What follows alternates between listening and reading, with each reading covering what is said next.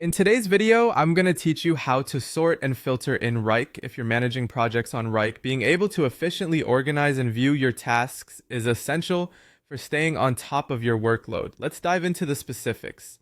First, let's talk about sorting.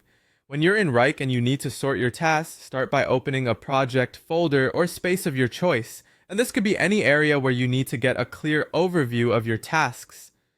Once you're there, you'll want to switch to a view that suits your needs best. You have a few options. You can choose the list view, which provides a vertical outline of your tasks, the table view, which gives you a spreadsheet-like layout, or the board view if you prefer a more visual setup with columns representing different statuses. Now, if you look at the top of the view, you'll notice a filter button. Go ahead and click on this. Here's where you can customize how you'd like to sort your tasks. Wrike gives you several useful sorting options. For instance, you can choose to sort by status, which will reorganize your tasks based on their progress, such as whether they're new, in progress, or completed.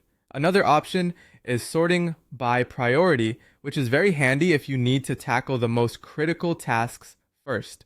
You might also want to sort by due date to keep track of upcoming deadlines. If you're working with a team, sorting by assignee can help you see who is responsible for what, making it easier for team collaboration and follow-ups. Lastly, there's the option to sort alphabetically if you prefer an ordered list. After selecting your sorting criteria, you'll see that the tasks automatically rearrange themselves. This real-time adjustment helps you stay organized and focus on what's most important right now, without any fuss or manual dragging.